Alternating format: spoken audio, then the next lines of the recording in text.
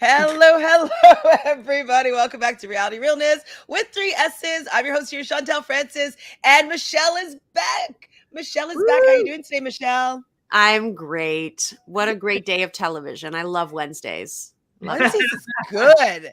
I mean, I also watch Winter House, which is another Wednesday show, so that's also very fun and exciting. Ooh, I've been considering getting into that. It's messy. Like there's no strategy, but it's fun to watch for sure. And Fanta's here. How are you doing today, Fanta?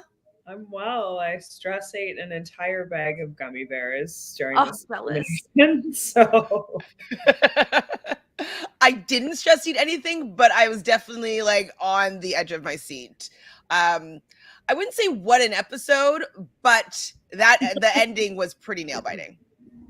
No, it was not a good episode at all. Hey, it was a terrible episode for a multitude of reasons. However, the elimination was everything. Yes. For me. But that said, let me know when we're ready for the Devin tangent moment of the show. Okay, because I have so many things I need to express about him. It's going to be all yours. I'm sure we all do. Hi, Jelly Donut. Oh my God, Real World Homecoming is so good. Jelly Donut, I haven't actually gone back and started watching those. So right now I'm binge watching all of Taskmasters. I'm on season like 8 or 9 and there's like 12. So once I'm done that, maybe I'll go do Real World Homecoming. Can I just say, Jelly Donut, is your avatar Leanna from Survivor? I am judging you. If so. I love Jelly Donut. She always has the tea. Also, no spoilers for tonight's episode because I haven't finished it yet. Spoilers, please. Survivor. Thank you. But yeah, that's a very interesting thing.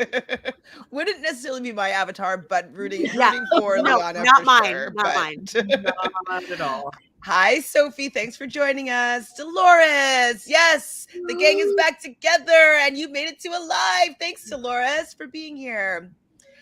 Jose, hello, ladies. How are we doing tonight? We are doing well. I mean, I love talking about the challenge with you two. You two literally are my favorite people to talk about the show with because we just can go on and on and on about it because we love it and hate it and like get inspired by it. Like, we just feel all the emotions with it. And I feel like you guys only really understand like I understand it. You know what I mean? So it's always an enjoyment. I'm glad to see all three together again. Me too. This is a good watch too. The Real Housewives Ultimate Girls Trip is a great watch. Absolutely. So if you want something to, binge, it's actually very good. I have to agree. Okay. So Sophie wants to know, Michelle, you weren't here last week. So what are your just overall thoughts on maybe the last episode of All Stars and just like what your feelings, even for the last episode of the challenge, if you can remember? Yeah, obviously I'm obsessed. The music is amazing. The vibes are amazing. I'm obsessed with everything. I will say I just watched episode 2 today and I actually bawled my eyes out watching it. I love the episode still, but I was just so sad at the end. Like I was so I don't know. And I'm not even like a huge like Cancun stan, but like I just felt for him and I felt for all of that. And so yeah, I'm very invested. And that just shows how much All Stars is killing it and beating the regular challenge right now. Are you going to miss Leah? No. Sorry. But it was a nice moment with her and Ayanna. Ayanna absolutely slayed it. And I'm excited to see Ayanna further in the season. And like, she's on my team and I kind of picked her just hoping she'd be strong. And it seems like she's going to be a contender or like, do well, hopefully. So I'm excited about that. Can I just say though, I wouldn't mind seeing Leah again. Like I do kind of like her energy. She just kind of like fuck you, bitch. Yeah, which I love.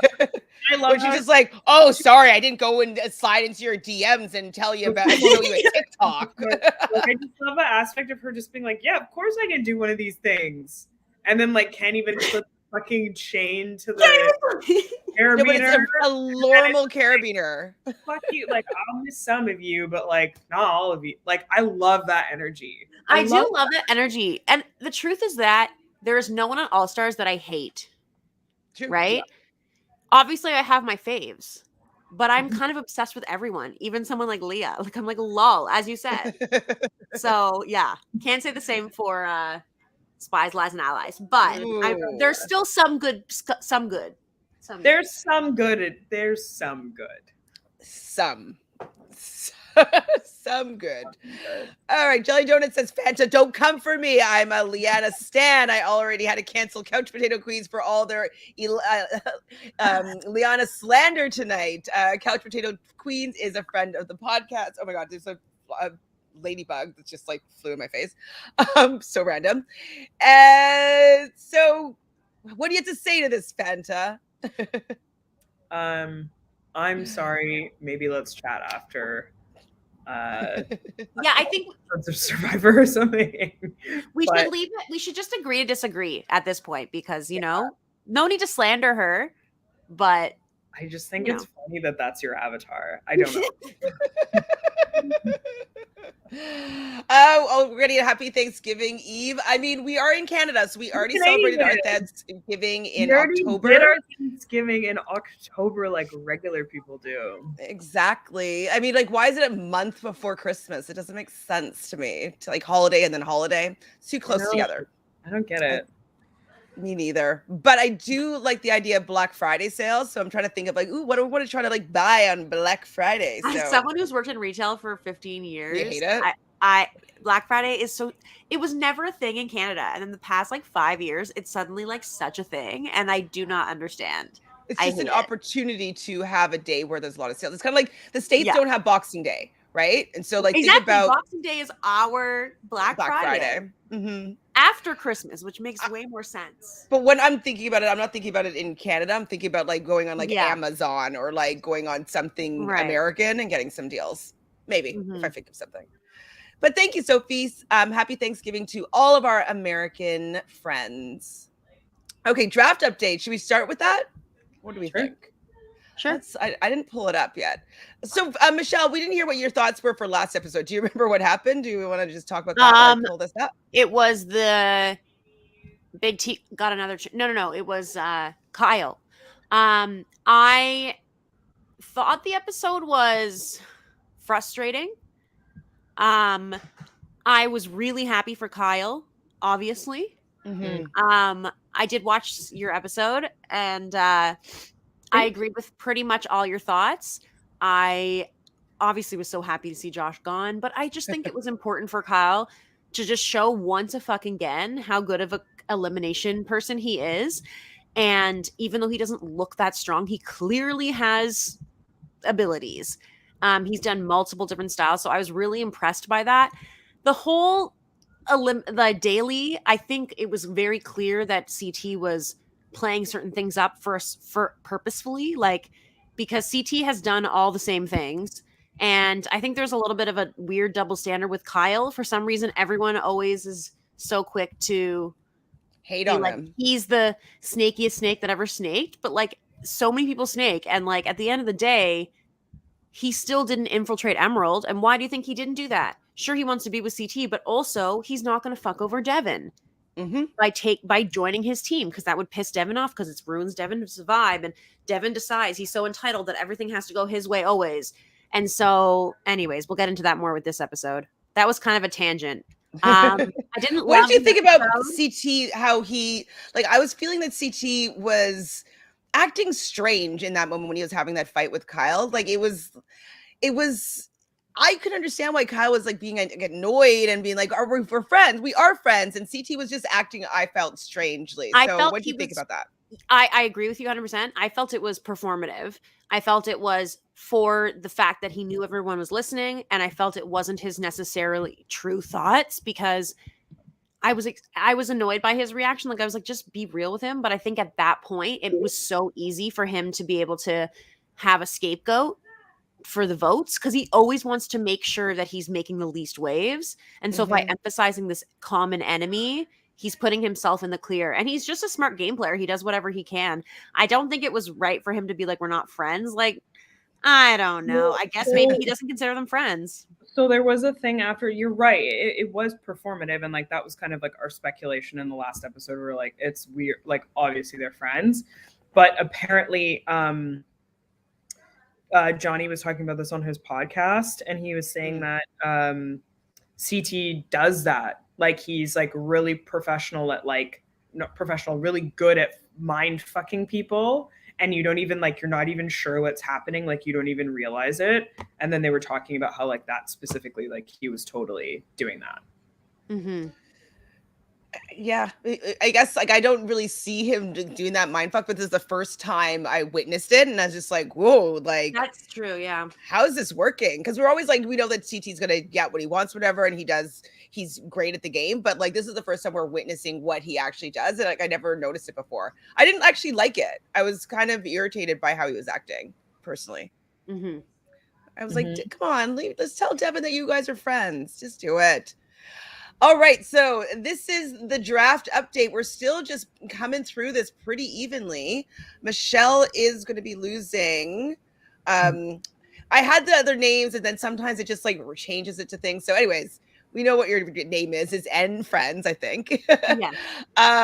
So, I mean, you still have a pretty stacked team considering. So you have all Emerald people, which is pretty great. And then Fanta has all Sapphire people, which is also pretty great. Well, Tori's on Ruby though, right? True, but like except for her. Yeah.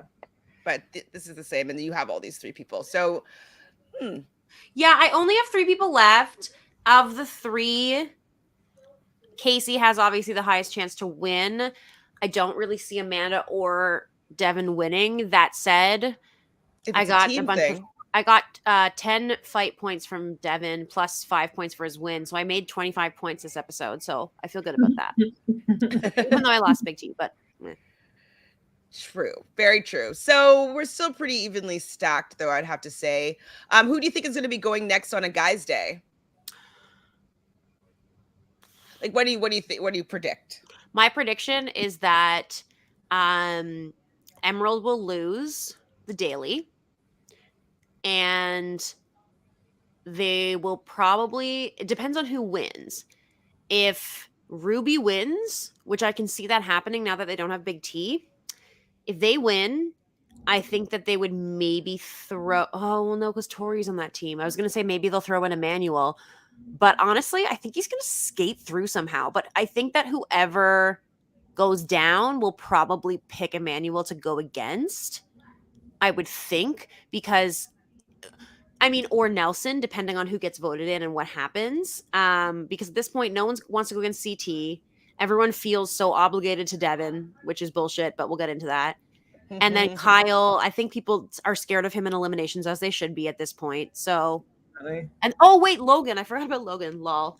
I think Logan could also have to go in, maybe, but based on the preview, I think it might be an Emerald person. I hope so. I hope it's Emanuel. I hope it is too. I can't believe I hate Emanuel, guys.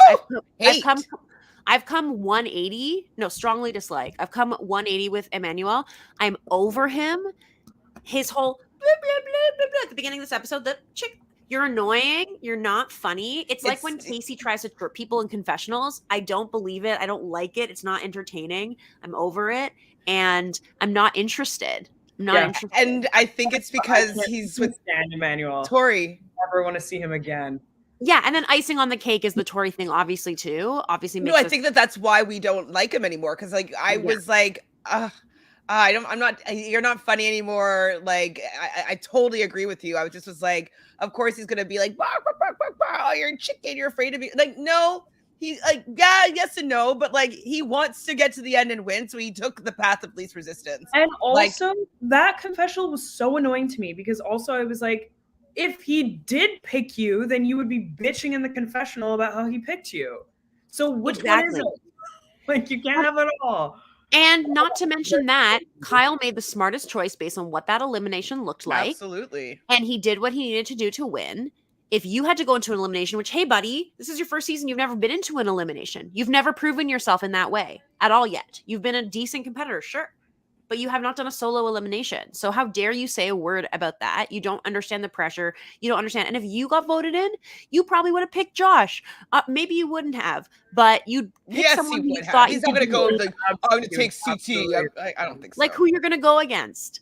Like, anyways, maybe he would have picked Nelson. I don't know. But I'm over him is my point. Me too. I agree. Too. And it sucks because I love Emy so much and I know they're all tight, but like as we get into it with this episode, like he's literally not actually doing anything to benefit her game except just rooting for her and hoping she gets through. This is now like the third elimination she's gone into that he could have protected her and didn't. Yeah. And like wanted for his own gains or whatever. And it's like, I just didn't like his gaslighting methods with her in that conversation they had, but we'll get into it. Well, before we get into that, though, we can start a little bit on like the eye rolling of Devin for this episode. And so he's talking about like how like he's so upset because Josh, like him and Josh become such good friends, and Josh, he's the one guy like he's always honest, he never told a lie, and he's out of this game, and he just like doesn't feel like it's right. It's like, what? Like, shut up, Devin. Like, why? Where is this like moral superiority? Devin plays the game the best. Devin is never allowed to have anybody play the game for themselves. Like, it's just like ridiculous how Devin thinks this game is going right now. I agree. Sorry, go ahead. He's out to fucking lunch. Like these past couple of episodes, like it's just like the power. It's like his head is just expanding and like compressing and like. I just half of the time I don't even really think that he knows what he's saying because things just like don't make sense. It's a mess. It's really cringe watching him right now. It is so cringe to watch him. And this is the thing, even within that conversation, all I kept thinking was like, okay, you have your strategy. You're like, I'm not the fastest. I'm social smart. I can do puzzles. Okay, I have this great alliance. I want to keep protected. We keep winning. And by winning, we have all this power. And I'm making it seem like I'm helping all the other little people. And so in return, I'm going to hope that they will return the favor to me. And we'll have some sort of an alliance or an agreement, as one does in any social game.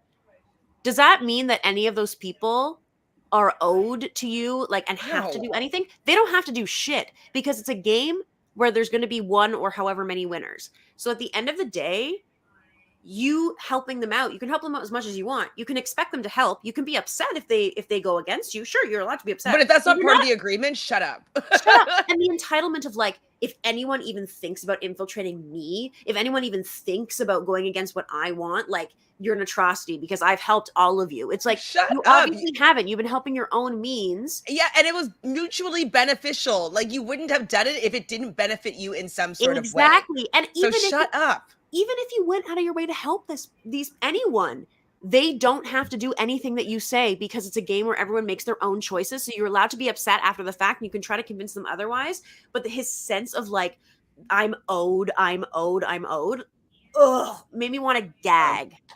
He just constantly feels like he needs to have his voice heard so much this season, and it's just so completely unnecessary. Yeah. So Natalie's obviously agreeing with us here. Natalie says Devin's ego is really rubbing me the wrong way. It's really rubbing me the wrong way as well. And I've had to come around on Devin, but then they had a rerun of their season of Are You the One that I was watching, and I was like, oh, right. I don't like this person. He was hideous. Like, when he was saying things about Kiki, the girl that like really liked him, he would be saying all the nice things that any woman wants to hear when they're in some sort of relationship with a guy. And then in confessionals saying that I basically just want to fuck her because I know that she will fuck me. And it's like, I'm just saying what she like wants to hear. Like, I don't think like totally being beyond douchebag, like completely saying that I'm going to be saying one thing to her face and then in confessionals completely like slut shaming her and like telling her that she's stupid for even like believing him. And it's just like, it was so grotesque. And I was like, right, I didn't come into this game liking you. Mm-hmm. I agree. And I'm back to we're back. I know there was a brief moment in time, but the reason why we all like Devin again is because he was yelling Big Brother sucks and was like roasting all of these people that we hated. Like, we had a common enemy is obviously what I'm trying to get to. But now that Josh and Fessy are gone, we're stuck with Devin.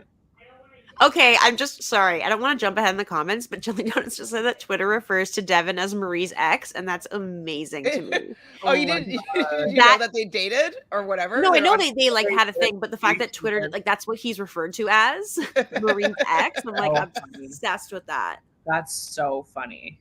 Do you think they'd ever do like an exes season together? I hope. I'd be into that because Well, they were on Marie X on would the be- beach together, weren't they? Mhm. Yeah. They were. That's hilarious. So hilarious. Yeah, I'm sure we're gonna get back on the Devin hate train, but that was just a little taste of it for now. And then my irritation with CT started happening a little bit here as well. So he calls for a team meeting with Emy to complain about Kyle. I don't understand why he's so angry. He thinks that Kyle's either going to be sabotaging the team or like working. Like, I don't see Kyle actually doing that, like sabotaging their team to get rid of Emy or what. He does still want to win. And what benefit is it to Kyle at this point late in the game to join your team? What, hoping that he has to go into another elimination if he wants to get on No. Emerald before the final? He doesn't want to go in again. He never wanted to go in the first place. So if he's joining your team at this point, it's because he wants to run with you, because he thinks he has the best chance to win with the two of them. And it should be a compliment. And even if he's kind of like sour, he should know that, like, obviously that's the reason why Kyle wants to do it with you, because he thinks he's going to win. And regardless of whatever, he trusts you as a competitor. He knows that you're smart and you can, you know, and Kyle's good at following things, and, well, not always, I guess, but you know what I'm saying? I think that he does well in finals. He's placed second or third or whatever more than once. And I think he is a good contender in a final, and he's someone solid to have on your team. Definitely. I mean, I know that I don't know why CT wants to make this storyline about he hates Kyle so much and that Emmy's being the voice of reasons. Like, we have to win together. We have to work with him.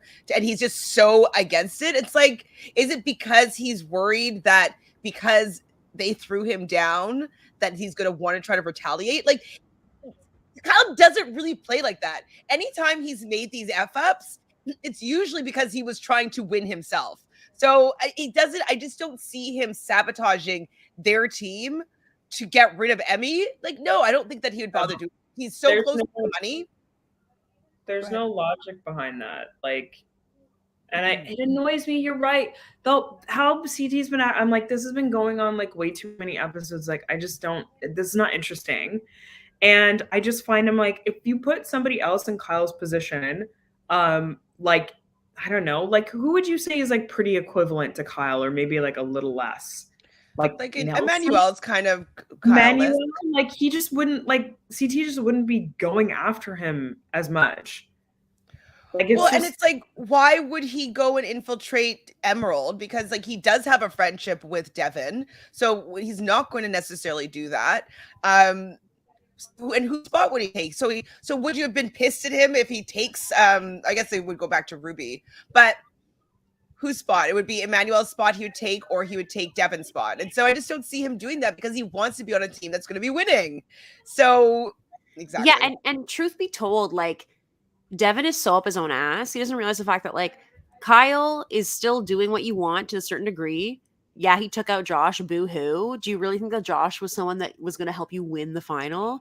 And then also, like, Kyle doesn't want to run the final with Devin because Devin doesn't have the endurance. And at the end of the day, he is smart, and I think he's a good person to have on your team. And I'm not saying he could never win, but I think he needs to work a little bit more on the endurance side of things, because I think that he will gas out.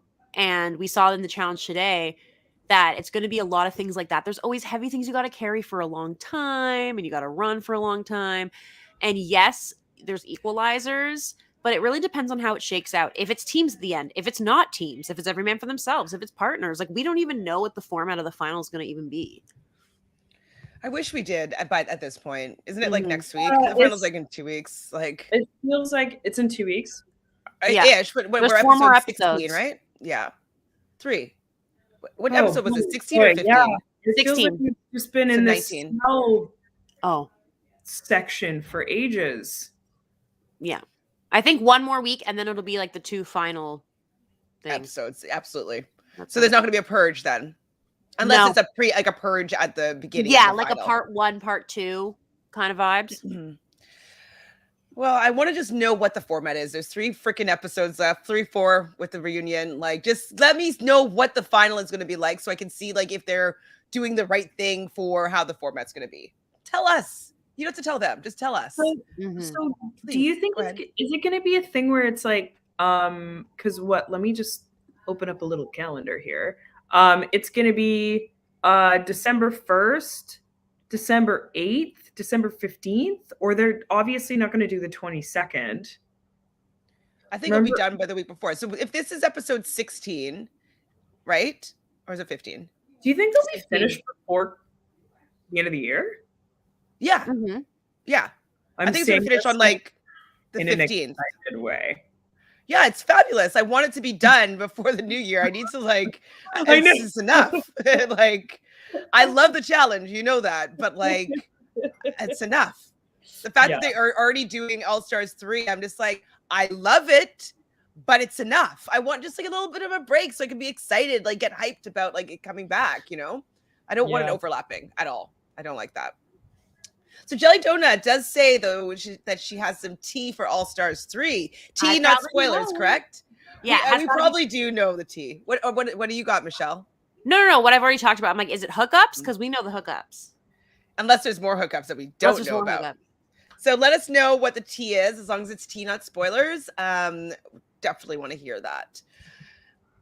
So Jose says, honestly, Sapphire and Ruby look better for a final than Emerald does, in my opinion. I totally agree. I think that unless it's going to be things like this particular mission where it's great to have extra people that can go and run ahead and like move around the money and stuff like that and distribute like some of the activities while some people can rest. Like, I do think that numbers very much favor this particular daily, and I hope that the challenge, like the final, isn't like that, where it's like it favors people that have more numbers, because it's not good TV for me.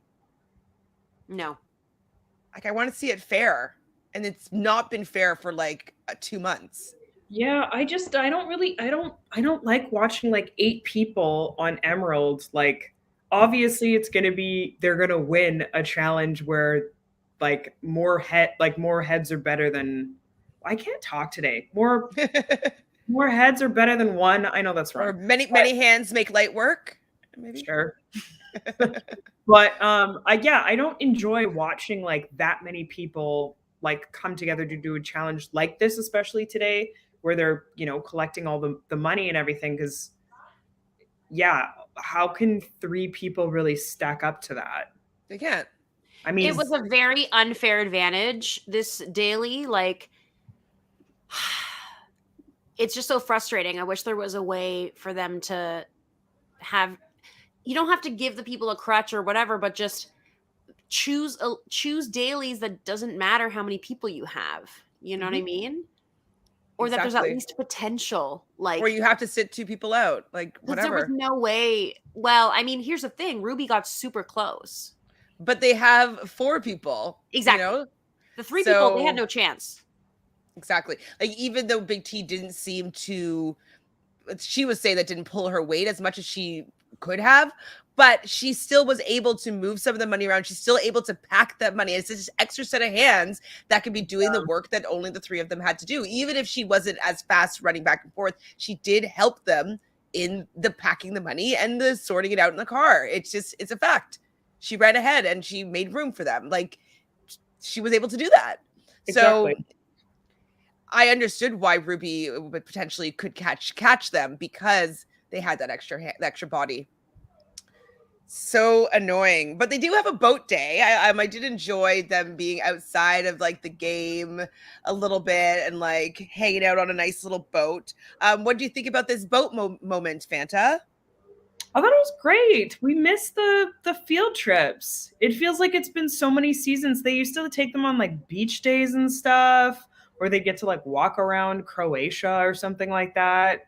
And then, they just like stopped doing that for so long. But it's super important. Like, you still need to have the social aspect in the game where it's just kind of like you're literally watching a sport. So, And that's also probably why I do, and you guys probably agree, love All Stars, is because they just seem like they're enjoying being there. It's not all about like winning this, winning that. Like they're having a good time getting to know each other. You know, Ayana said at the end of the deliberation, like, we're going to leave all that energy in this room and we're going to go and have our prom night and have some fun. And we miss them having fun. That's what we liked about the challenge, is that they got messy, they got drunk, there's all these silly hookups, and then hungover, they have to go and do these challenges, you know? And then the person in the bottom, they sucked, so they had to go right into elimination. Obviously, we know we love that. And, you know, we're missing all of that. And so I'm so happy that at least we're getting it for All Stars, but I don't necessarily like what they're turning the challenge into, especially when you see tweets from Polly being like, oh, you know, this it's the third sport or whatever, and that, like, you know, people should be training for this, and knowing that Josh is now the standard of like excellence at the challenge is like so embarrassing. But I actually don't mind Josh being like a good person in the challenge, because I like it that it's regular people doing extraordinary things. I don't need to see these super athletic people that are trained to do these kind of stunt stuff on the challenge. I don't need it. It's not for me. I want normal people. It's when you have like Kahada beating Wes in that elimination in the ruins, Yes. like those moments that shock you because these people find this inner ability to just fucking do it. That's what's interesting. And obviously we love having some strong people and stuff, but you need to have a balance of people. And I think, like, while I did understand some aspects of Cara and Polly's like side of things, I'm like, ew, like Polly's going too far. It's just comes across as super desperate. It comes across very obvious that neither of them are being asked back for whatever reason. Or maybe, you know, I don't know what the situation specifically is. Maybe she's not allowed to come. She doesn't want to come back unless he can. I don't know what the tea is, but yes, she can go back at any time, but she's also not vaccinated. She's anti-vaxxer. That right, that makes sense. Okay. Is he? No, apparently he actually got vaccinated so that he could go up to Canada to do the like Big Brother, like celebrity Big Brother boxing, whatever. Oh. So yeah, he is, but she's not vaccinated, like the last time that I like read. So yeah, I don't know. Like, I obviously, like, the challenge like requires everybody to be vaccinated now. So I don't know, like, but I don't know. Somebody said that she was maybe going to do All Stars 3. She wasn't on it though, because that just wrapped up. Okay. So yeah, never mind. But yeah, Cara can go back. It's just Polly, like, there are a lot of people who have told production, they were like, if Polly comes back, I'm not doing the show. And I think it's like big enough people that they're like, Josh. It's Josh. I really think it's Josh. I need to know this producer that like is obsessed with him, because we need to change that out a little bit. Josh, like, I appreciate what you've been doing, but I've had enough. It's good. I've experienced what you bring to the table for like 5 seasons now, and Big Brother, and we're not going to get anything new. We're not going to get anything new from him. I don't care for his strategy. I don't want his storyline. So I'm done. I'm good. I got my fix. I do see Nany in this, like, on the boat day. She has some confessionals saying like she's getting really close. Like, if they can avoid this elimination, very, very likely that she'll be able to run this final with Kaycee. And so I thought that they were actually setting us up for a Nany maybe versus Tori or something, because then they cut to Tori having some confessionals and stuff like that with Devin, and Devin doesn't trust Tori still. Shut the F up, Devin. Why don't you trust Tori? Why? Oh my God.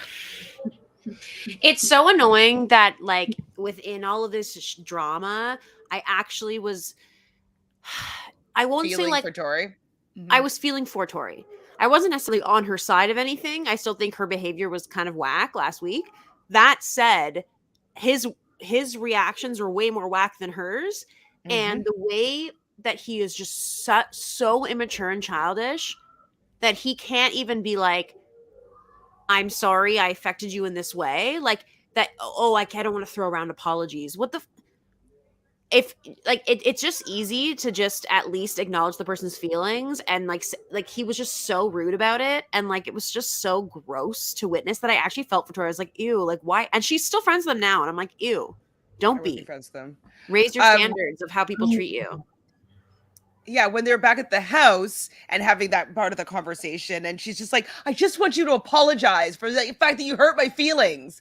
Like, and you just couldn't do that. And I'm just like, why is your ego so big that you can't recognize that how you treated someone that you're saying is your friend that's supposed to be laying down their game for you because it was a male's elimination day and she was supposed to make sure that you didn't like.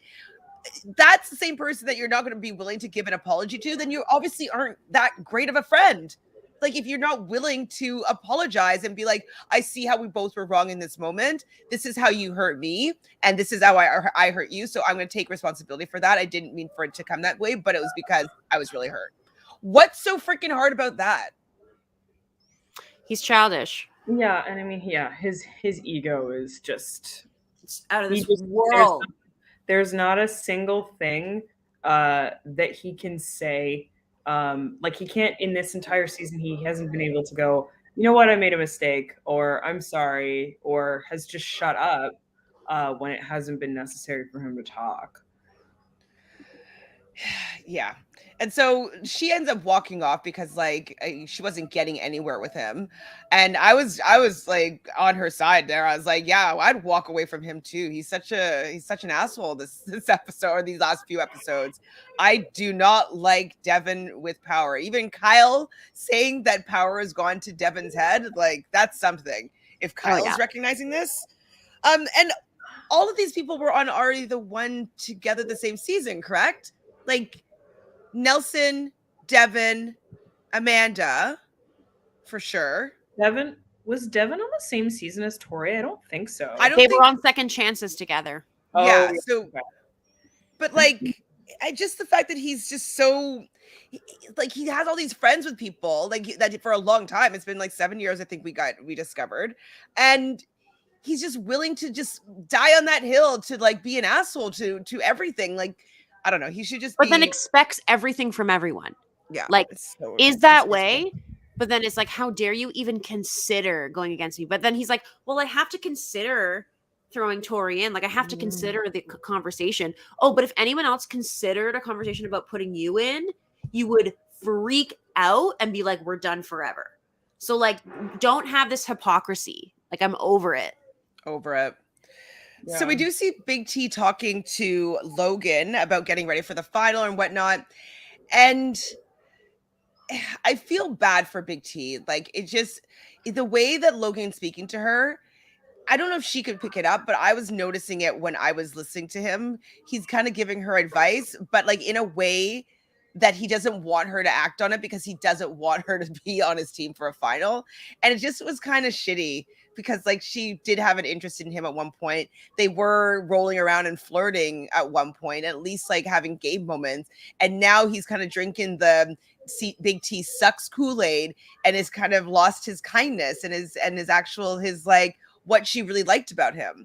So I kind of thumbs down right now on Logan. Yeah. He is kind of a dick, and I mean, just everybody in the cast has been shitty to Big T. Like this episode, I didn't really like because I hated the idea of watching everyone be shitty to her, and also be shitty to her and pretend that they're being nice to her. That was the thing that really fucking got me this episode, especially with like Tori and Kaycee.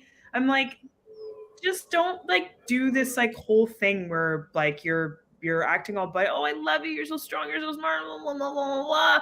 Don't come on my team though. Like, yeah, and like Kaycee is so rude about it in the confessional, and then it's so like meh. And then with Tori, it's like, you know, she's so nice to her, blah blah blah, built this friendship, and then like it's like, girl, come on, like the whole challenge is just like on her ass, like being so rude or whatever. And like, you know, to give Tori some credit, that's kind of just how she competes. Like, when she's in a challenge, she just like plays as if she's like in high school sports or something. Like, I feel like she just goes, she's like, come on team. You know what I mean? Like, so she's kind of like a good team player in that way, but she's not like the smartest. No. When it comes to like navigating a challenge. So I I don't think it was as like, I don't know, Kaycee just pissed me off. And like the way that Emerald was trying so hard to do everything they can to make sure there's no chance of Big T even having an opportunity to come on their team is just so ugh. It's I know. sad. It's uncomfortable. Yeah. So let's get to that. Go ahead, Fanta. It is, no, I was just saying it is really uncomfortable to watch. Like it just, ugh. So we get to the $1 million heist. So basically, each team, each cell has a vault that inside of it has $1 million or fake dollars, I'm assuming. Yeah. That they need to fill 2 duffel bags with, and do trips back and forth to their SUV. So pretty, like, it's definitely an endurance challenge, we'll say here, like, having to make multiple trips. Only having those 2 duffel bags doesn't make it a lot more challenging because you can't do it all in one trip. And we do hear that Kaycee giving props to Amanda this episode. Everybody was giving props to Amanda, and she didn't seem like she was doing that much. So what's your face for, Fanta? What?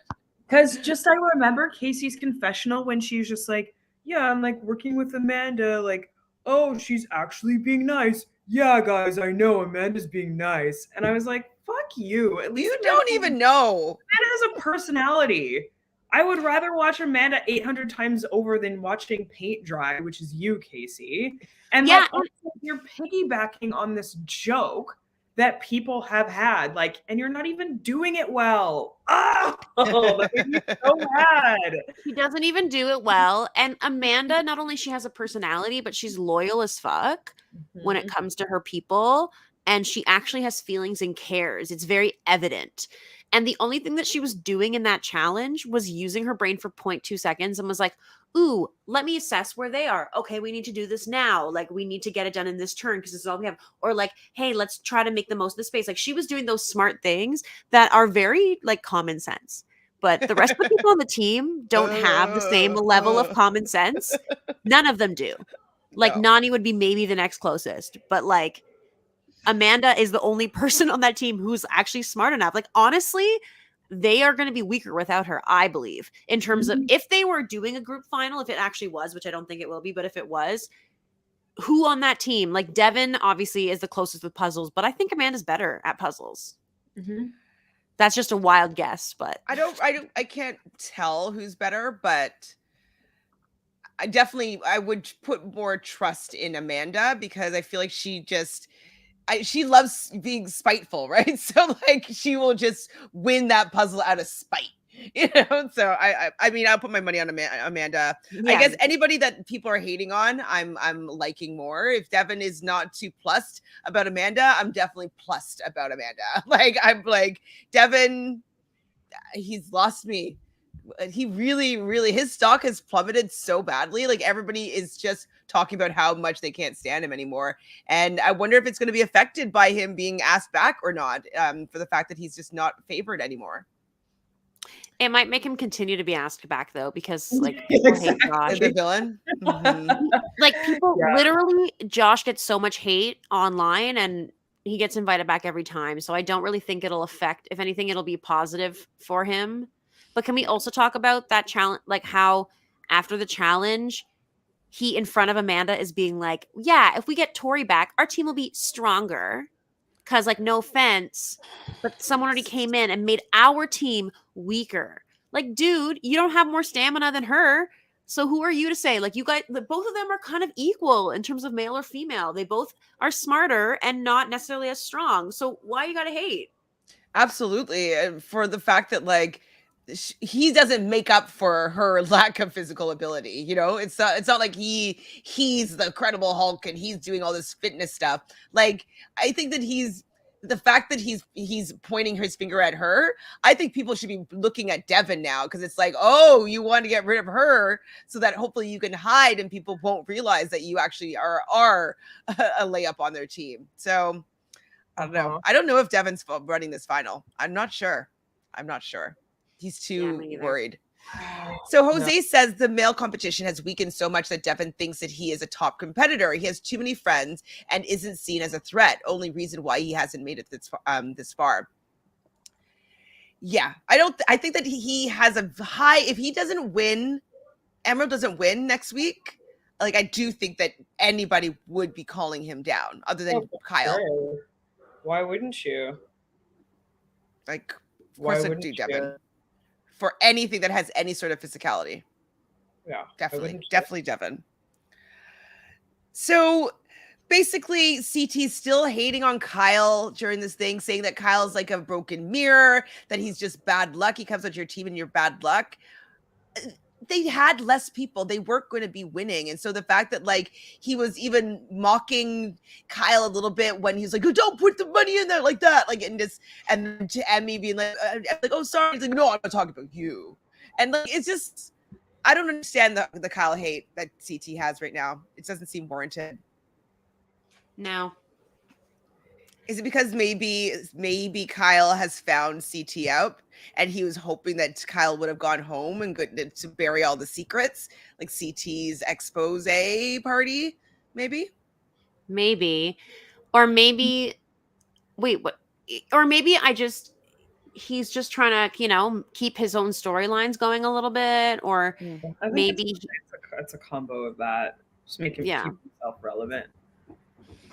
Brutal. Brutes. So Big T, though, is like supposed to be going ahead and like make some room in the car, and she goes into the wrong vehicle. How did she make this mistake, guys?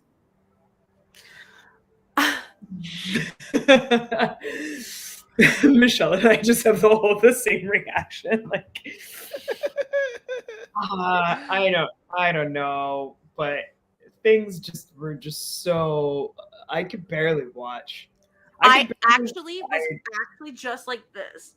Yeah. Because I was so embarrassed for her, and like she's like, I'm gonna be as like dedicated as I can. She's trying, and like it makes me sad because she really is a good person. She's nice, she's funny. I love her personality, and she deserves way more respect than she's getting.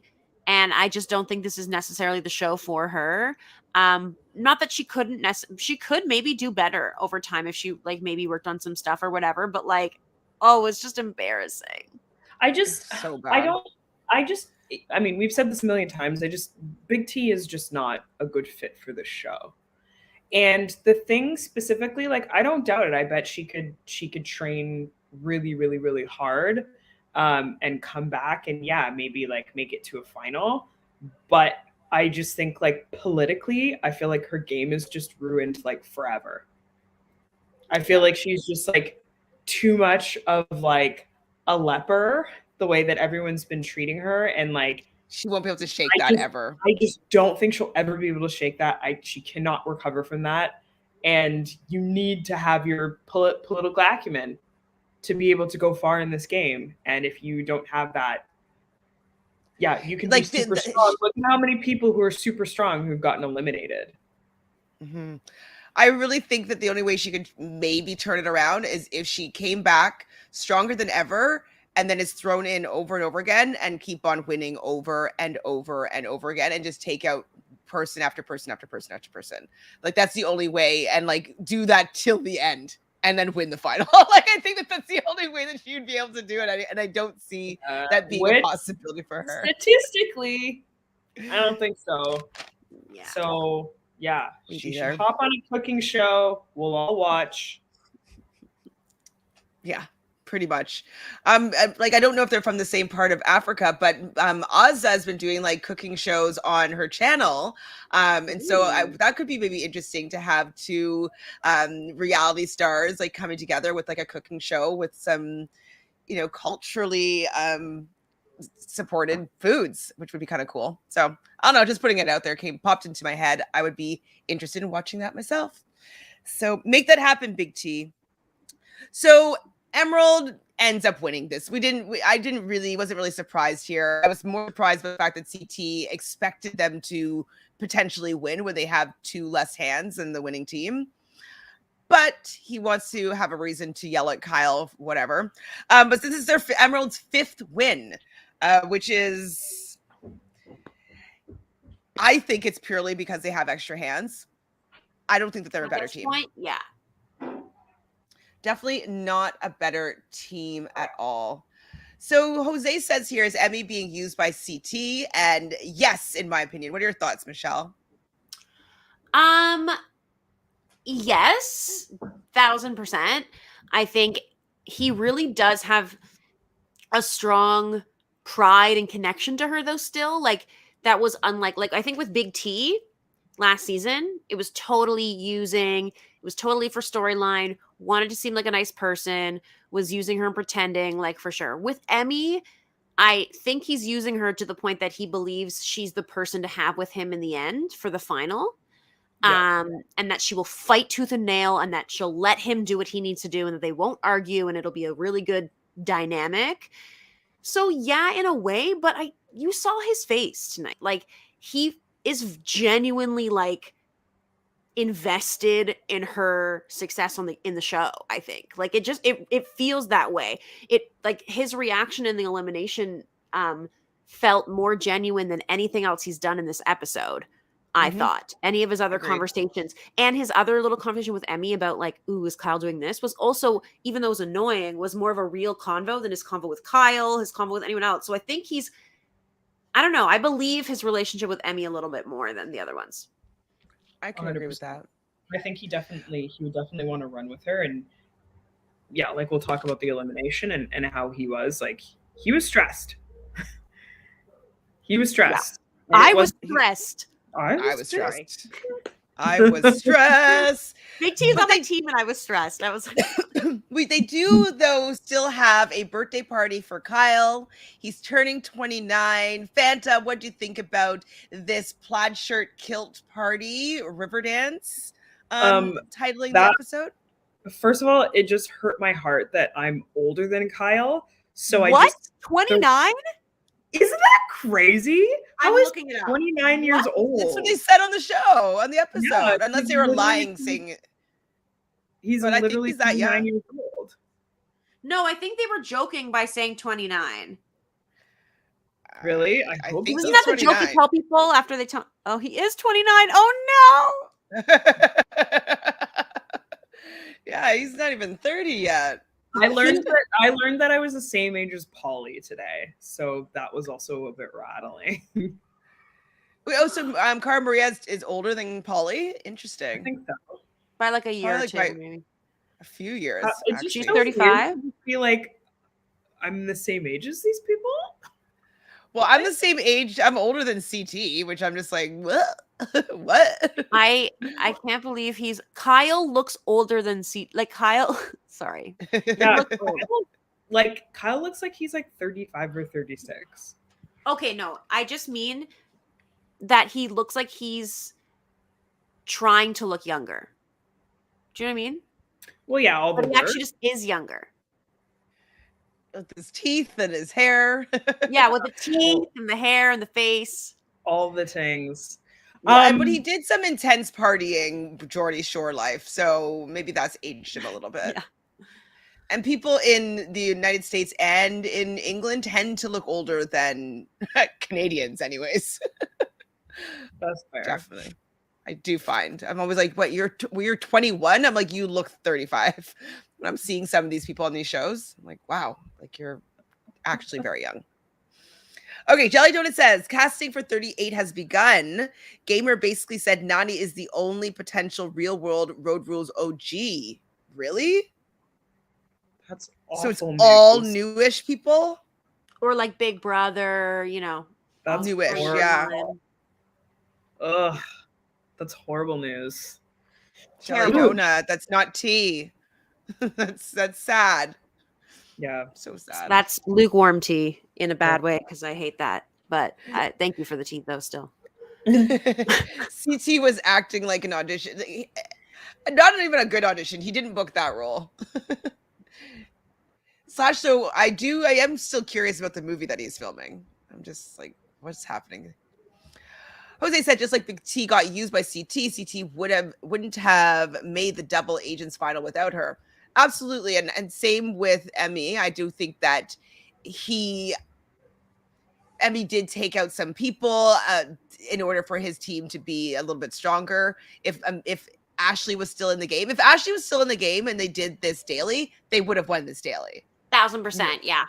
Agreed. Oh, Ashley. To be honest, I prefer this profile. Oh, Amanda. Yeah. Yes, Kelly. Anything else happened at that party? No, not really. Other than the fact that Kyle's butt was out.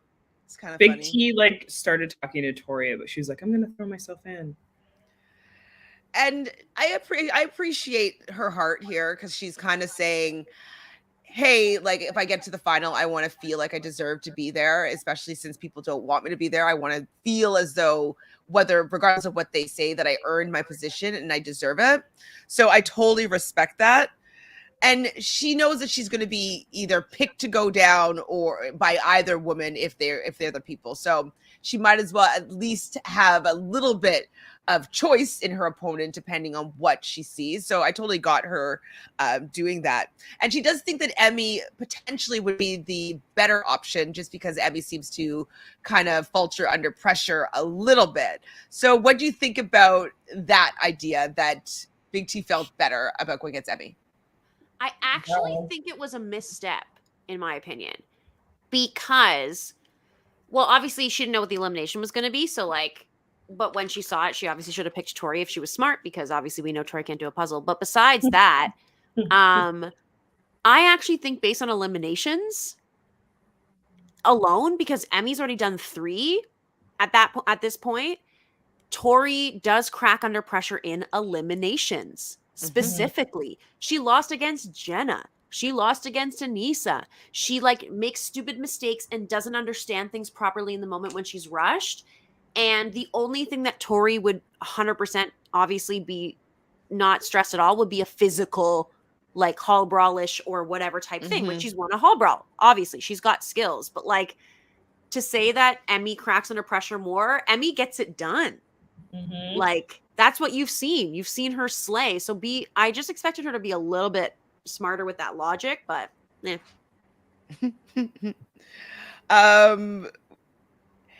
Emeralds, so the Emerald team are all together and they talk about voting in Tori. So Devin is leading the charge here and thinking that they want Tori, and then this is where they're having the conversation in front of Amanda. So freaking rude, like being like, we want to make our team strong again because Amanda messed that up for them. So they want to potentially vote in Tori so that Tori will come back to their team, take out Amanda's spot, and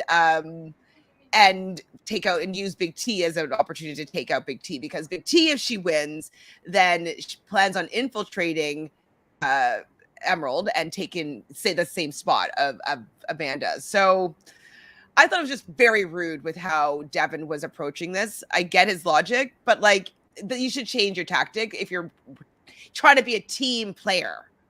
Yeah. You know, they keep on being like, oh, Amanda, you got to work with us. You're going to be on our team. You got to work with us. Well, why would I be willing to work that hard for you if you're trying to find ways to get me off your team? It's like, F you. And he said that after they won the daily, in part because of her. Yeah. Do you know what I'm saying? Like, And then Devin tells Tori about the fact that they're considering, and he kind of made it seem like Emerald, but it's all him considering throwing her in, and she's like kind of upset about it, obviously. So we get to the deliberation. And they basically, like, Big T wants to go in. She said that she wants to throw herself down. And everybody basically says that, no, we don't really want Big T to have the best shot at winning here, so we're not going to give her that. And Big T's pissed that they're not even considering having her be the vote. Poor Big T. It's not fun. Yeah. No, it's really not. And like, also just the bit of like of her being like, okay, like if I win, I want to infiltrate Emerald. And then even like Emanuel just being like no, like just because you come on here doesn't mean like we're gonna win. And she's just like, this has to do with like, you fucking idiot, like this has to do with the numbers. It's not about like, it's not like Emerald's a magic team like you were just saying like 10 minutes ago. It's the numbers. Like you guys she said that. Yeah, and she said that. And it's like, you guys are you think you're one of the strongest teams in challenge history? Like, I can't even get through out of that sentence without laughing. Like, they're actually not a good team. They're not strong. And team. wouldn't it be hilarious if they just messed up the final running together? Like this not being able to do the final because it actually tests things that they can't necessarily do all on their own. But this is the thing. This is the thing. Time and time again, we have been taught when you have that many people, it always explodes. Exactly. It's never good. Like, you would rather, like, it would be more so like Ruby and Sapphire would be contenders if they're running in cells. If they're running in cells, it would be better contenders because they're tighter teams. There's going to be one, if not two legs, if they're running in cells, that will screw them over having that amount of people. Even if it's like a canoe section. So they have so many people now to deal with this canoe as opposed to just like one or two canoes going or kayaks, whatever. Too many cooks in the kitchen. Because you've got a team of people who have never really, like, who have never performed under pressure. Emanuel has never gone into elimination. Tori cracks under pressure. She's horrible at puzzles. So you have those two, and then you have Devin, whose endurance isn't very good. Like, what? That's going to be a huge problem. Yeah. Honestly, like, in terms of teamwork, Nany's the best person on that team to have. Mm-hmm. In a way. Absolutely. She has the most experience, and listens to direction, does what she needs to do to a certain degree. Like, you know what I mean? Keeps going. Can run decently. Not the best, but, like, can do it. Whereas, like... And she's probably been training with Kaycee a little bit. I wouldn't be surprised if, like, Kaycee's whipped her into shape a bit. Exactly. Whereas, like, yeah, as you said. And then, like, yeah, there's a lot of people on that team that I'm like, I don't know. Good luck. I hope you do run in cells, and I hope you get last place. I don't even want you to get second place. I want Ruby and Sapphire to beat you. At this point, don't make me like salivate here. Like, that's just so tasty. Right? Like, yummy, yummy, yummy, yummy, yummy. So Michele, you were saying that you got fight points. So I only had written down Nelson and Devin. What was the other Devin fight points you're talking about? I put Nelson, Devin, and Tori. Oh, beforehand. Okay. Yeah, because that was a fight.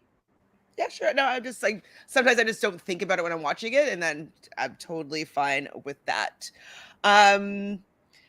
So anyway, so what ended up happening in the deliberation though? So Tori is like basically saying like, you're gonna lose a friend like over this, and you know, like, don't put me in because like, you know, anyways, it's not going to be better for you in the long run for you to do this. So in the end, they do give Big T what she wants, and Big T now is going to be the compromise agent. Were you guys surprised? No. I did have a moment where I thought they're going to pick Emy, just because I was like, well, then they have the chance that they can persuade Emy to pick Tori and avoid Big T or whatever. So I was kind of worried.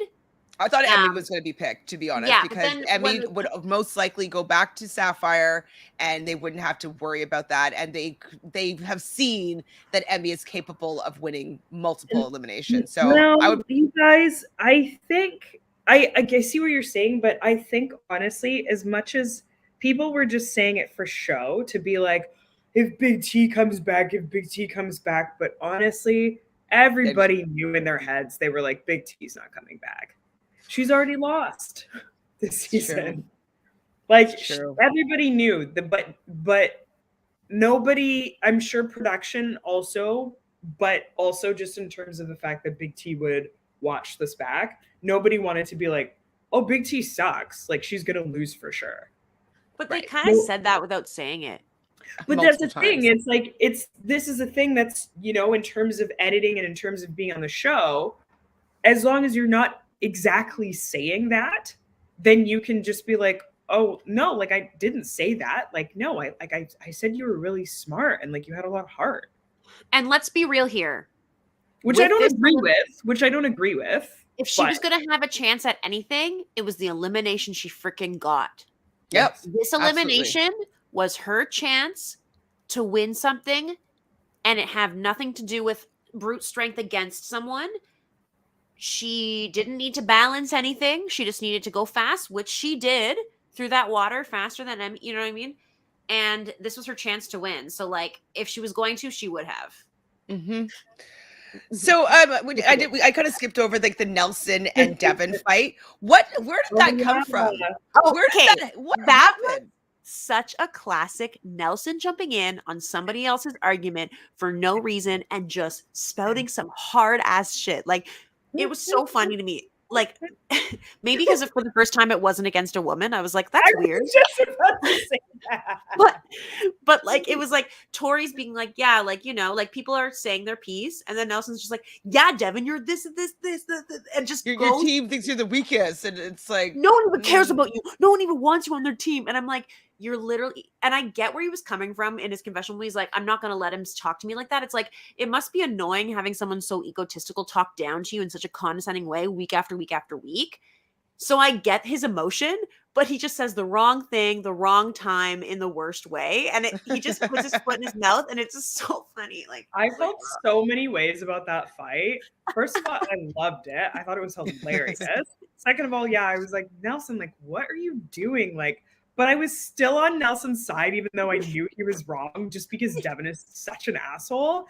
And it was so funny that Nany was like, she's just been as cool as a fucking cucumber all season. But it was so funny how Nany was like, no, Nelson, like, none of us have said that about, like, Devin. Like, none of us said that.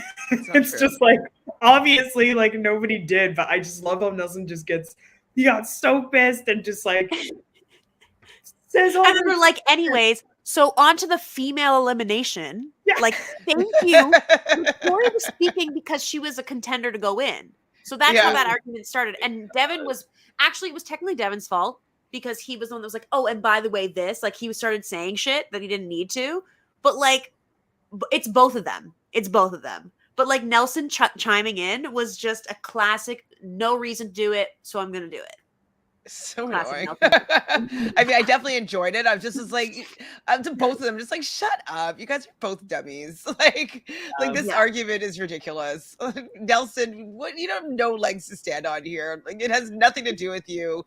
Why are you piping in? You guys are supposed to be friends for 7 years. Like, honestly, like, what's happening? Why are you fighting Devin? It has nothing to do with you. But, you know, Nelson's just gonna Nelson away. He's gonna be doing it no matter what. So after the deliberation, we have a scene with Emy, and she's pretty upset with Emanuel because he very easily could have persuaded the team to pick Tori, because if they did pick Tori, then she would 100% pick Big T. And so she was feeling as though like he's deciding to side with his new boo thing over her from his country and like known before this season. So I was on Emy's side. 100%. I was, oh my God, definitely like, could not. I mean, we as we've expressed, I don't know how you, Chantele, feel, but like, yeah, I really like hate Emanuel. And I was just like, damn, wow. You have the audacity to say in the confessional that Emy is like, you're like Emy's brother, but you're saving someone who you've been banging for like a couple of weeks. And then you're having the audacity to say to her, you think I did this so that Tori would be safe? You think I did this for that reason? But what other reason did you do it? Yes, you did it for that reason, because you know that Big T is way more likely to pick Emy because Emy is at least closer to her size. So no matter what the thing is, she's probably going to pick the other rookie and not Tori. She also has a friendship with Tori. She's less likely to pick her. So you knew what you were doing by making that choice. And he was probably one of the main people not wanting to throw Tori in. Whereas, like, if he had jumped on the bandwagon with Devin, if he actually cared and she was actually his number one, if he had to choose between the two of them, he's like, don't make me think between the two. If you had to pick between the two of them, what would you do for the votes? If it had to be one or the other, what would you do? Tori. So you would save Tori. So shut the fuck up. I hate him. 100%. And she's just like, well, nobody cares about me. And I was like, oh, poor Emy. And she's like, they're using her as a weapon, which they totally are. They totally are. She's a good weapon. They want her to take out Big T, and so that Big T won't go and ruin their game. And they definitely did not care about Emy at all. So I was definitely on team Emy here. And I was like, you need a new friend. Like, because Emanuel is not here for you. He's drinking the Emerald Kool-Aid and Tori Kool-Aid, and we lost him. He's lost now. And even with Kaycee, when he was partnered with Kaycee, he was willing to be like, if you try to steal my partner, you'll die. But you're not going to have that same fire for your friend that you knew before this. Cool. I just never want them to cast him again. Never. Ever. They will cast him again 100%. I know. 100%. So 100%. like I'm like, Logan, yes. But Emanuel is like so useless. Yeah, Logan, at least there's some interesting factors there that in other situations. He's being cast again. He's attached himself now to the Tori of it all. That means she's going to be linked into the Devin of it all, which is linked into Big Brother Alliance of it all. Like, he is part of that new faction of like players. He's locked in. Emerald Cell will be back next season. I feel like everybody's going to be back from them.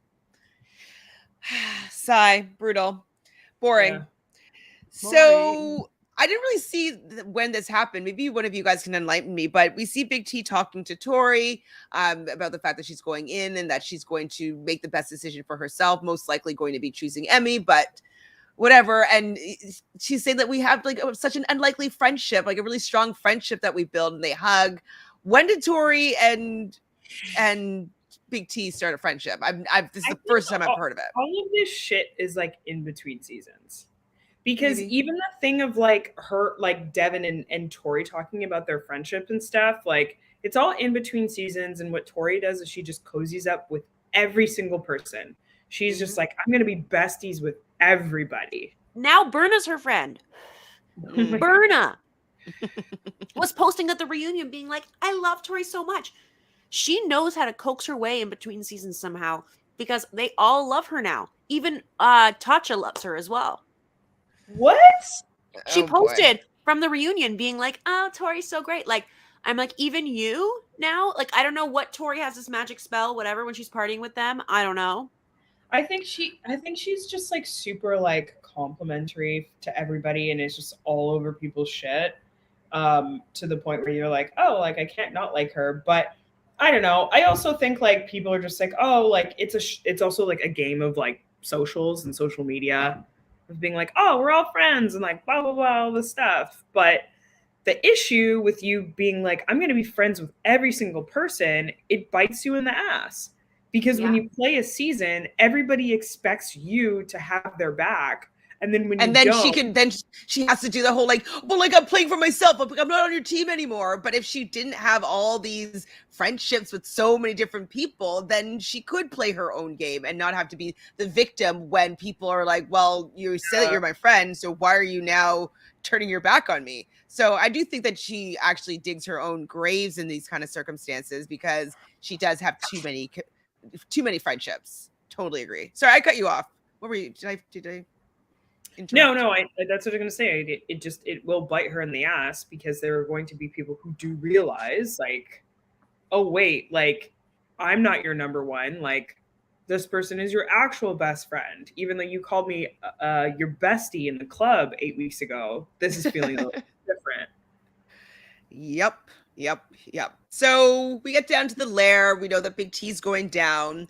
It's going to be licensed to chill. So like you said, Michelle, it was definitely really set up for Big T. I'm like, did they know that Big T was there trying to give her the best chance of like winning? Did they just know this? Because Big T's great at swimming and she's also great at puzzles. So basically for this lair, they had to, every time they hear the blowhorn, they have to go run in, dunk underneath, hit a bell, and they're going into ice water, like not just cold water, but like actual ice pellets in this water, go back and forth, and then go back out and do basically like a Tetris, one layer of Tetris square puzzle.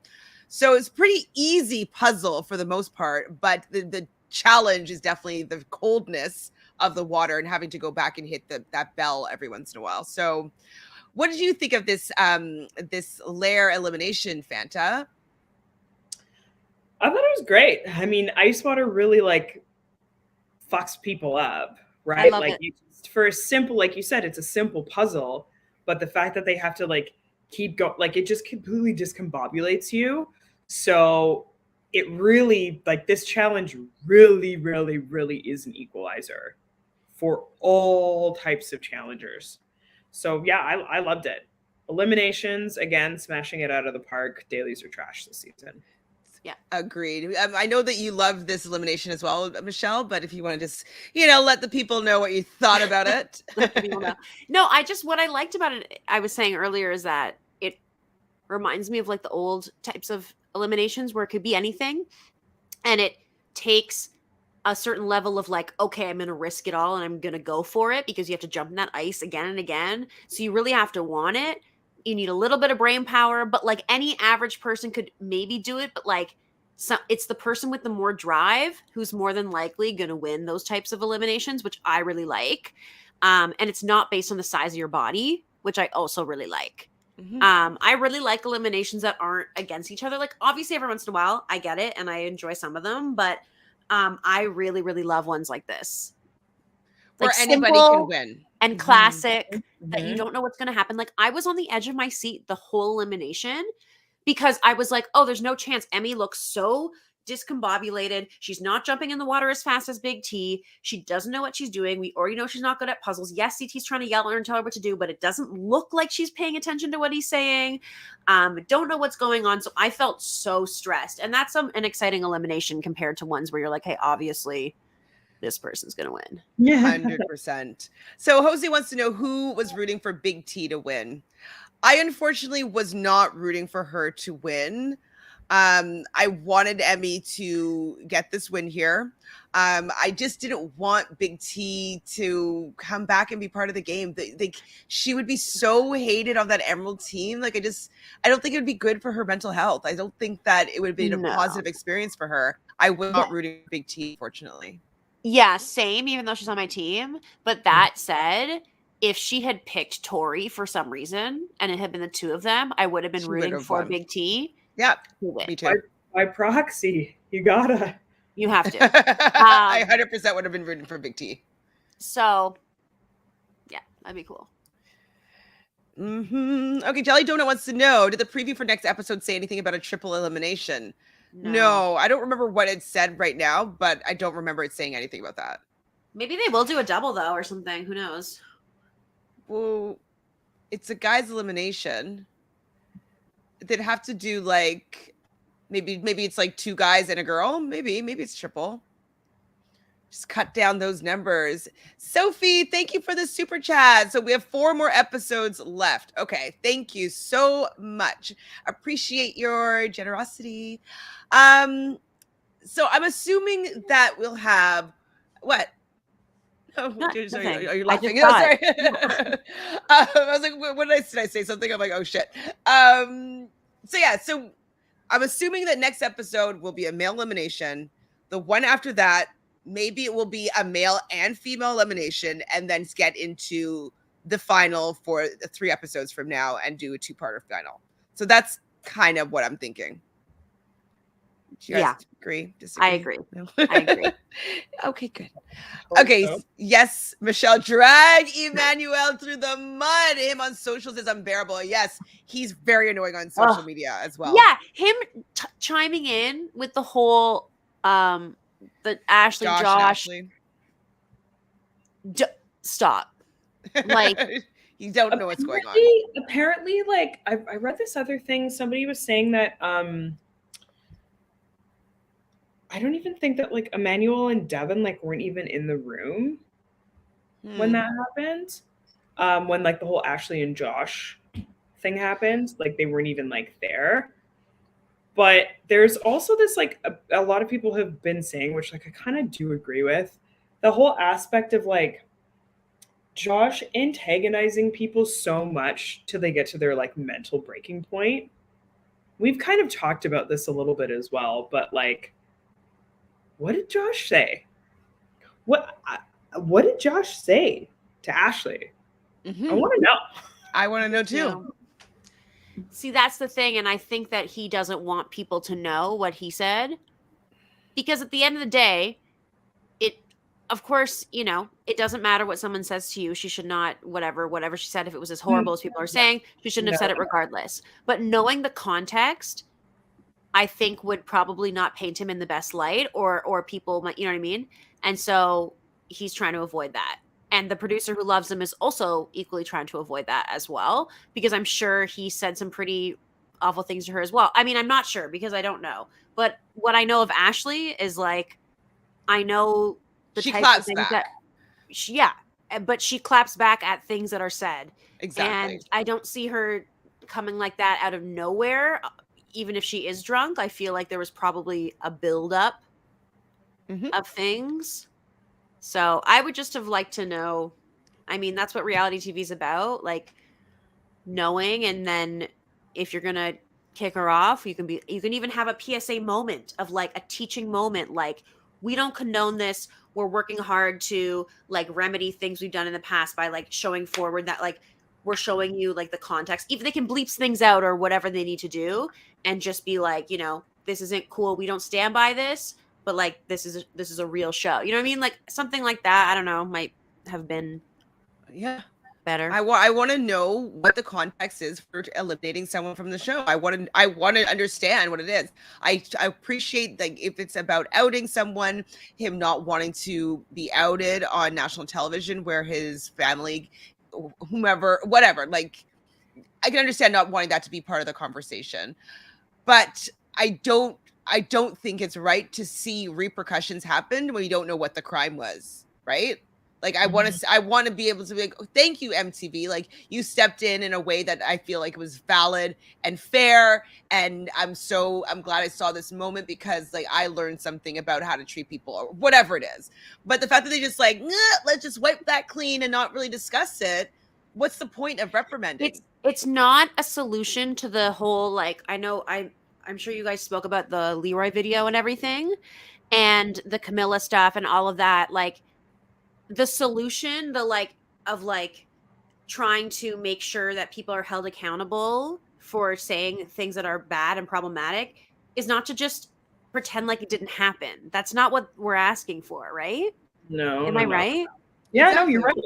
You're right. And that's the thing, like the fandom, we've all been talking about this. We want to see everything. Like we hate being treated like children and not being able to see what's happened, like the fights, things that people say to each other and then immediately get them ejected. Because yeah, you look at that and you're like, no, MTV hasn't learned.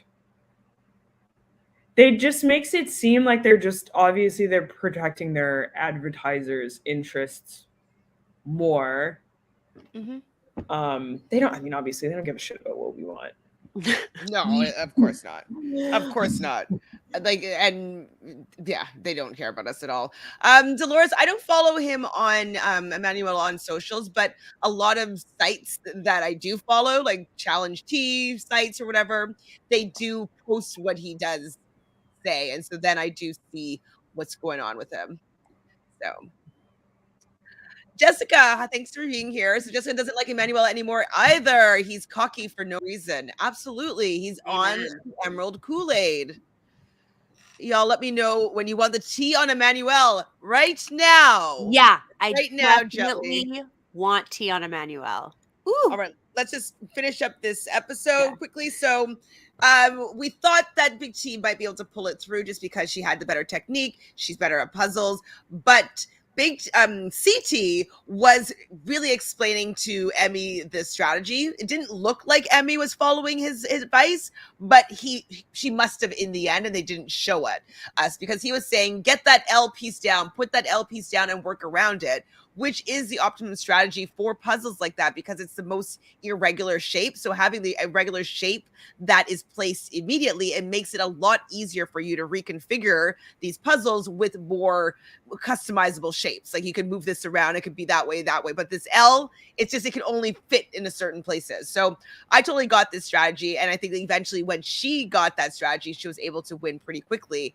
We saw when Big T was close to finishing one time, what piece did she have left out? It was that L piece. So it shows that it's the most challenging piece to place. So place it, deal with it first. So I was really happy for Emy when she won. I do love the heart that she puts in when she's like, I'm doing this for my grandmother. And like, she puts all in, and it's enjoyable to watch, to see how much she wants it and then her being successful. And so Big T didn't want it as much as Emy did. And it showed this episode. So Yeah. Emy, go ahead. No, I think that Big T wanted to kind of go out big. I think she mentally was kind of also a bit checked out and was like, I don't really think this is for me. It'd be hard to be in a house where nobody wants you on their team. No, I wouldn't be what's the point of staying? What are you fighting for, really? And this is the weird thing, is that people are like friends with her outside of the game, and she's such a nice person. And like, I think in the older seasons, we've probably mentioned this before, in the older seasons, she would have done better because she would have gotten along with people, which was much more important before. Nowadays, they get into so many fights and then they still have certain people's backs because of certain things.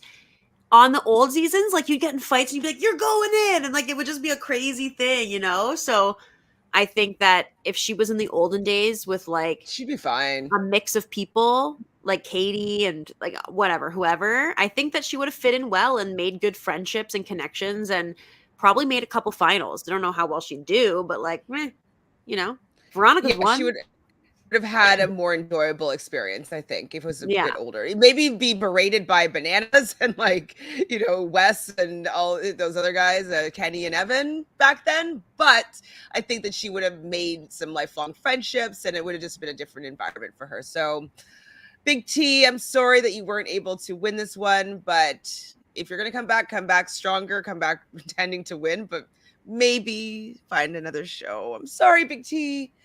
We love you, but it hurts watching you play because they're not kind to you and it doesn't feel great. Yeah. Hi, Jay-Z. So Jay-Z says, yes, Emanuel was annoying, but he has a point. Kyle had no chance versus him in that elimination. Josh almost beat him.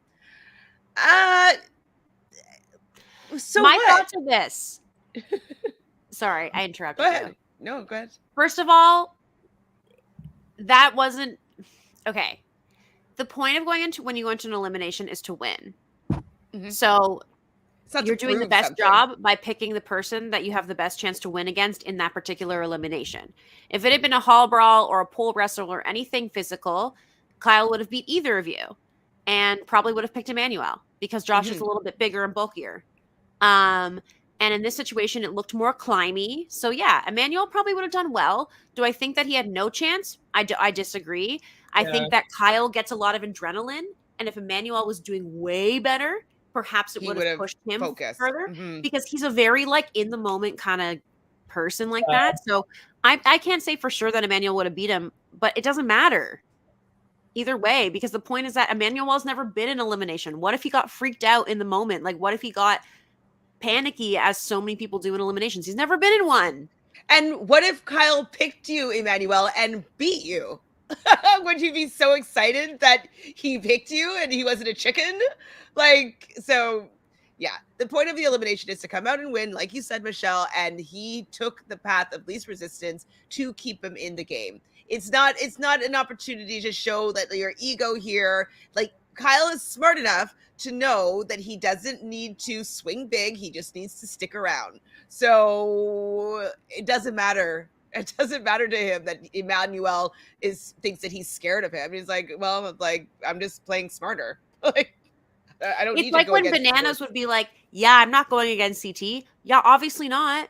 Why would he want to go against him? Like Johnny's like, "Yeah, I'm not going to go in this time. I'm good. Like, I'll wait to get my skull for another week or whatever." Like, it's not embarrassing to want to pick your battles of who you want to go into an elimination in, because an elimination is not a final. They're very, very, very different.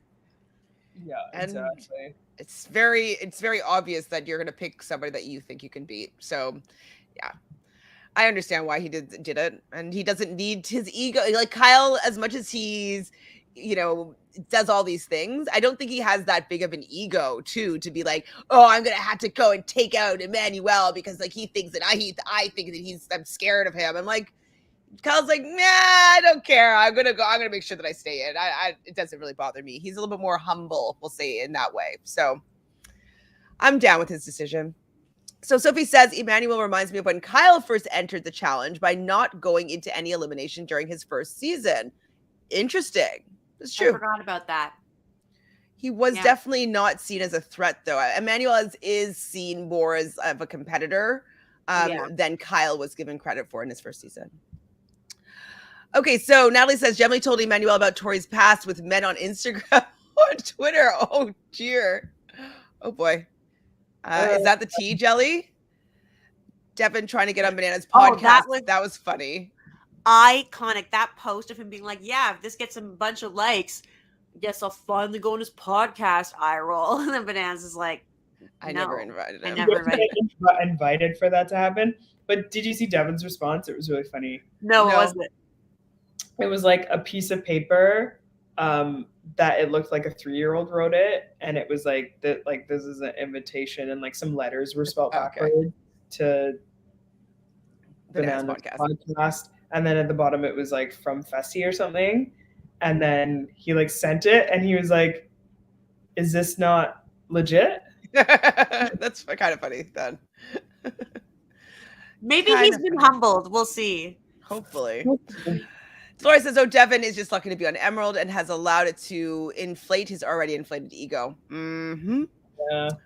So Banana's podcast worth listening to. I've not listened to it. Sometimes. I've only listened to clips. Yeah. Sometimes it's pretty good. I mean, like, the thing is, like, the thing I think we're really missing this season is just like having somebody who just knows the game so well and is also just like a really powerful narrator. So I do think that like his Banana's takes are obviously like very good. Like, obviously he's won like 5 times and like he is like the face of the challenge. But at the same time, like, I hate him. So it's just kind of like, I'll like listen to it like from time to time, but I'm just like, I just. But the other thing I will say, and we all know that I've always, had like really enjoyed Wes. But that said, you can listen to recaps of the episodes and interviews with the people from the eliminations and stuff on Banana's podcast for free, where you listen to podcasts, but you have to pay like $30 a month to listen to Wes's recaps and amazing breakdowns of the episodes. And while I do want to hear them, I think that's rude to think that people we have to pay you all the time just for this one thing. Like, you're not even providing other things. You're providing this one weekly thing. What is it? Is it like Patreon? Patreon, yeah. On Patreon. Oh my god. Just for him, just because I already know that he's rich, you know what I mean? Like, well, also Jemmy's doing that as well. So Jemmy also has some tea that she's been, saying that she's going to go and spill. So I've been flirting with the idea of getting her Patreon so I can hear this. I feel differently about this, and maybe that's hypocritical of me, who knows, but I feel differently about Jemmy doing the Patreon thing because this is for like a big release of tea that is like not a recap of the episode, that is more about stuff that we want to know, that she's been privy to privately, that she's been like, hey, and it's kind of more obvious of what it is. It's like, yeah, pay me and I'll give you this information, whereas Wes is trying to be like, my takes are the best takes ever. Like, you really should pay for this. Like, every single month, you'll get also videos from me if you want or whatever. Like a recap. It just feels a little more like businessy, whereas Jemmy's feels like, I want to give you guys a scoop. Yeah, I would pay for it, for like a month. Exactly. Why not? Her nasty little scoop. Yeah. Give me the scoop. So Jessica says the Big T CT situation makes me feel icky. I know that Big T is not good at most challenges, but it looks like CT did a 180 on Big T. We don't even see them interact as friends. It rubs me the wrong way. I do think, though, part of it does have to do with his wife. It seems like his wife is even upset with his interaction with Emy. So I wouldn't be surprised if she was with like the. What makes you say that? I feel like I saw a post about that. Oh, I haven't about Liliana not wanting CT to like interact with Emy. I'll see if I can find it. I might have taken a screenshot. How insecure can you possibly be? Well, she has braces. She's a child. she's adult braces, for God's sakes. He's at least 20 years older than her. Anyways, that's so. It's so obviously not a romantic relationship. I know, but she just, I mean, I guess maybe because all this is in the shadow of DM, who is, I think, the love of his life. And like they met on the challenge. So I do think that she has some sort of like, Yeah. I can't compete with like people from this world of his. Because she didn't even like the people coming to his wedding from the challenge. And I'm just like, but this is who CT is. Like, and it's even interesting, like today when Kyle was like, oh, like, you know, it's like, it's nice that everyone's able to put this, like, all of our differences aside for my birthday. Like, I've spent like a good like a chunk of my life on this show. Yeah. And he hasn't been there, like, I mean, I guess he's been there since like what? 7 years, 8 years? Like Vendettas. But yeah, that's like, you have to acknowledge that. And like for CT, it's like he's made a lot of money from the show, which I'm sure his wife is getting to enjoy. Absolutely. So it's kind of like, pick and choose your battle. This is my job, babe, and you don't like my work friends. Yeah, and at the very least, if you are that insecure, like you should like have comfort in knowing that everything is filmed. Yeah. So he's not going to necessarily outwardly disrespect you, most likely. Weird. Hi, Sam. So Sam says, so it seems like CT likes partners who are submissive. Once Big T wasn't valuable, he didn't need her anymore. And now he has another partner to be submissive. Absolutely. I do agree with that. And Dabu's kind of doubling down. So CT doesn't want Kyle on his team because he can't control him like Emy and Big T last season. Logan, as a rookie, listens to CT. It's true. Kyle will do whatever he wants. It is very true. Yeah. What's happening here? Nothing concrete or even greatly speculated. Someone said Boston Rob and New York. I also they're talking about Celebrity Big Brother. Oh yeah, I heard Boston Rob. I've heard New York. Also seen Miranda Cosgrove. Who's that? I know the face, but I don't know who she is. I can't wait for Celebrity Big Brother. That if Boston Rob's on there, I'll be so excited. I will be so excited if he's on there. Ooh, some great gameplay. It'll just be so interesting to see him in a different way and see like he's strategic, and so I want to see if he has that, if he can master it in Celebrity Big Brother. That'd be so fun. Okay, so yes, Jelly Donut, some tea here. So Jordan and Nia hooked up. We did hear this. Are we shocked? Not really shocked. They did seem to start getting along later, and there were already sort of rumors of them like maybe hooking up, so I wasn't surprised by that. Beth and Janae had beef during filming due to Janae's situation with MJ. Someone who shall remain nameless who was medically DQ'd, and Beth replaced them. Is this on 3 or 2? On 3. Okay. I'm assuming. 3. Oh, right. If you talk about Jordan and Nia hooking up. Wow. Yeah, she was like the replacement. Oh my God. So she's going to be on with Veronica and who's Tina. The other person that Tina. Unless one of them is medically DQ'd. How funny would that be if one of them gets Veronica gets medically DQ'd and then Beth replaces her? Oh my God, that'd be so funny. Jelly Donut has finally blocked Fessy on Twitter. His tweets are ridiculous. I don't follow him on Twitter. Yeah. He's so next. So Leroy said he wants to do Celebrity Big Brother. Do you think that he should, after what he experienced with Camilla? I mean, I want him to have other opportunities. And so long ago. If he can get on Celebrity Big Brother, like I'd say 100%. I think he'd do well. He's very likable. Very likable. Okay, so as of now, Big T, Emy, and Aneesa will not be on 38. Great. Aneesa was told to take a break by production. Ouch. Big T publicly said that she wants a break. True, we saw that. And Emy is being investigated due to her X Factor performance. Wow. Yeah, we did see that, and we get it.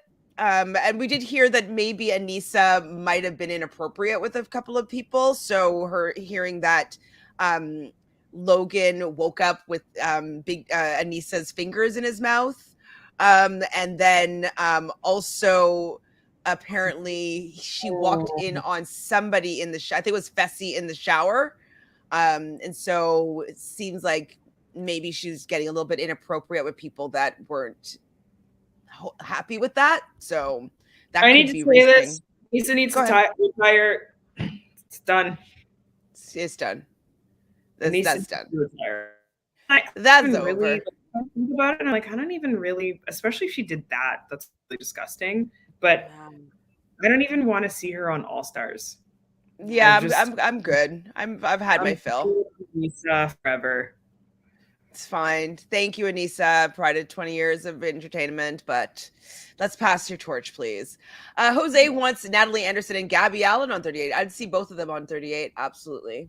Mm-hmm. Yes, we saw this jelly donut, and we saw her say the N-word and did Nicki Minaj really terribly. But yeah, it's fine that she's not going to come back next season, even though she is Rookie of the Year. And it feels like this is an edit for her to win this season. It seems like she's going to be on the winning team. I don't know why. I don't know. Kind of feel it. Emy, you don't think so? No. Who do you think is winning? Watch your mouth, Michelle. We'll see. I don't know. I don't know. Ooh, I don't think it's going to be what we think it is. All right. And I think it's going to be like one guy winner and one girl winner or something like that. And I think so, yeah. So we'll see. I think it'd be a cool story if she won, though. So Sophie said that we're going to see Polly, Evelyn, Coral, Timmy, Landon, Marie, and Cara on future All-Stars. Hopefully it's not Cara Maria, because I would rather not see her. But see the old Cara I would see. The other one that like the cute one. I would love to see Evelyn. Descriptor. Coral, obviously. Landon, obviously. Marie, obviously. Timmy, I don't need to see Timmy again. He's okay. Okay. Paula, I don't know if she needs to come back, but I would. She's sober though. Paula's I would take sober. her in with open arms, but I don't know if she needs it. But it'd be funny if she came back. Jose recently watched Laurel versus Paula on Rivals. Thoughts? These were great seasons back then. Yeah, that was definitely loved it all. Well, that's pretty much all that happened this episode. We got some super chats though. Thank you, DM Rocks. What Survivor players would you like to see on from this season? I would like to see Evie on. I would like to see Ricard on. I think that could be interesting. I love Ricard. I would like to see. I probably you're not favorite, but Shan. I would like to see how she might fare on the challenge, where there's other people that like would take control of the strategy. You know? Yeah, I think she'd be good TV for the challenge. Yeah. But anyways, I don't want to get into it because I don't want any spoilers to come out about the episode till I watch it. But yeah. Do you have any players you would want to see on there, Fanta? God, I can't even think about like the season before. Well, whomever. Yeah, I would be interested to see. I'd be interested to see Shan. Mm-hmm. But that's kind of all I can think of. I don't really feel like Evie would really fit. I mean, it'd be interesting to see. It would just be interesting, I guess. But yeah, I don't know. I guess that would be like it. That's okay. And thank you for the super chat, Sophie. So Sophie wants to know what players do we want to see on Big Brother? Christian. I want to see Christian. Oh, from Big Brother. Okay, so yeah, I'd see Christian. I don't care for Xavier, unfortunately. No, it's saying what challenge players do you want to see on Big Brother? Oh, I thought it was the other way. I'd like to see. I mean, honestly, any of them. If it were like a celebrity Big Brother situation, like any of the people that I like, you know, they'd all be comp beasts. Yeah. Would they though?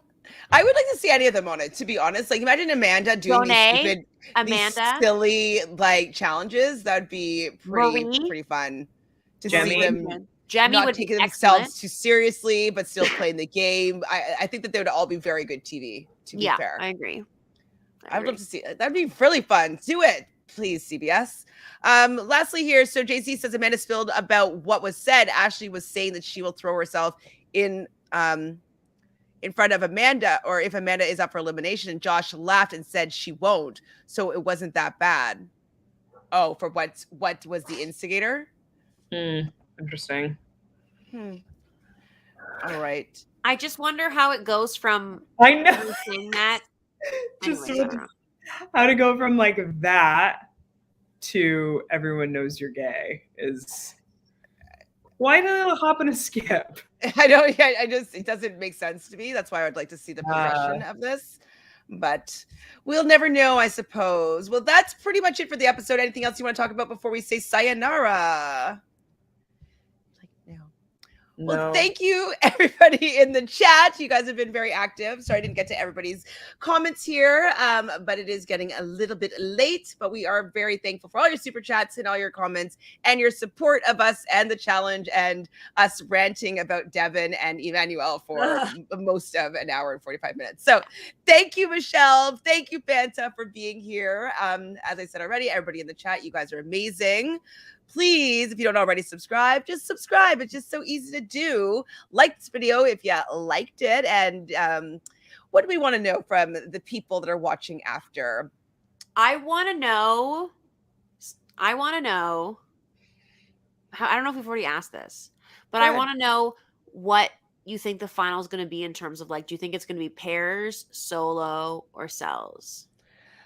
We probably have asked this, but I want to hear the answer because I don't know if everybody answered this. So let us know how you think this final is going to be run in the comments. Please, we will be responding to them and would love to hear your take on how this rest of the season is really going to shape up. So thanks again, my fave ladies. Tomorrow at 9:30 Eastern, I will be streaming All Stars, the 3rd episode. So if you want to join me there, it'll be on my Twitch channel. So twitch.tv/realityrealness with 3 S's. So see you guys tomorrow. Bye.